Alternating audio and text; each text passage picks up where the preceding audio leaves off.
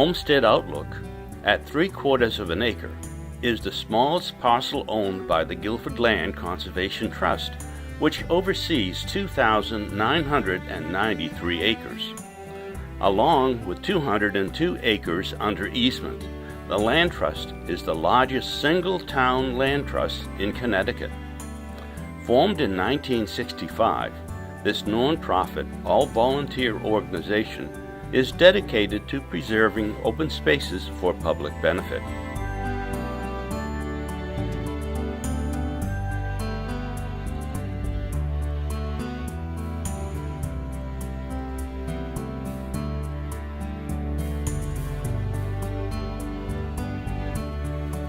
Olmsted Outlook is at the end of Broad Street and commands sweeping views of the extensive salt meadows along the tidal West River.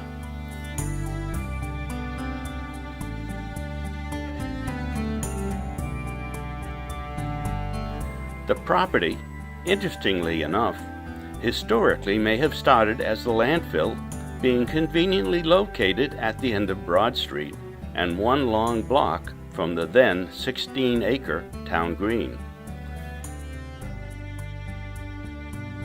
Broad Street dates back to the original division of the town. People today still scour the mudbanks of the river, hoping to retrieve some 17th or 18th century treasure. By the late 1800s, a map depicts a small gazebo on the parcel, suggesting that the use of the property had changed and was being used for recreational purposes. The first steward was Robert Sperry, who lived 2 houses down on Broad Street. Bob, at age 93 as of this video, is still active and shares some of his memories of Olmsted Outlook. Olmsted Park was initiated probably by the Land Trust from property that they acquired from the 4 major families that lived on the north side of Broad Street. The land itself was owned by Mrs. Thayer, who lived at 1 Broad Street, corner river, and she got tired of spending money for the proper maintenance of the land, and she asked the 4 families if we had any idea of buying the land from her, or any ideas as to how she could best utilize the land, or what could she do with it that we would approve of, which is a little odd, I thought. But in any case, sooner or later, she made an offer to the 4 families, but the fact that we had children didn't impress Mrs. Thayer at all. What did impress her was that from time to time, when we thought that the land on the between River Street and the river was getting a little seedy, some of us, particularly the gentlemen, would go over on the land and mow the grass or do some less than professional weeding and so on. And I guess Mrs. Thayer was impressed by our desire to do what we could to maintain the property that she owned. But she was tired of paying taxes, so she arranged to have some sort of a legal paper drawn up by which the 4 families would maintain the property the best of our abilities to do it, and she would be free of the tax burden and we would have that, which was of course quite minimal at the time. It so happens that as the people got off on college projects after high school here in Guilford, that I seem to have been the only one that took a real interest in the upkeep of Overlook.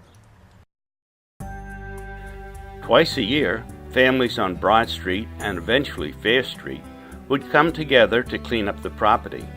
It soon became a time for picnics and outdoor activities.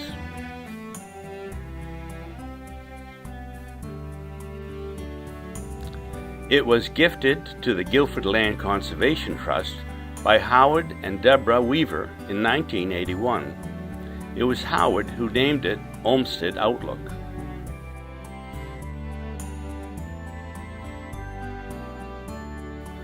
A succession of dedicated stewards and their volunteers have created a showcase property with a variety of flowers and shrubs which the public can enjoy.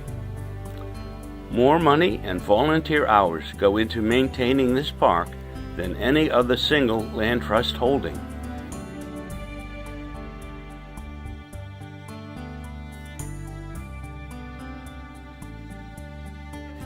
The present steward is Ted Mankiewicz, and with his small crew of volunteers, continues to expand the variety and texture of this delightful small park.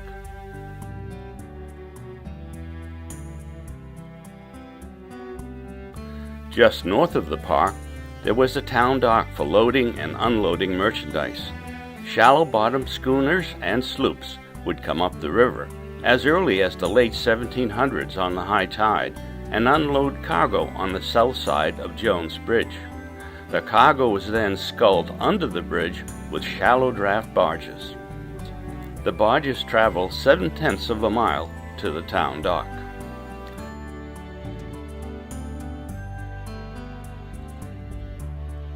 Apple cider from the cider mill across the road from the dock was not the only merchandise.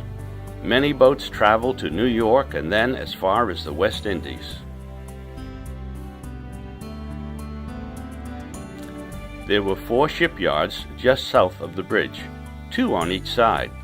Today, only 2 remain, one near the bridge and one at the mouth of the river.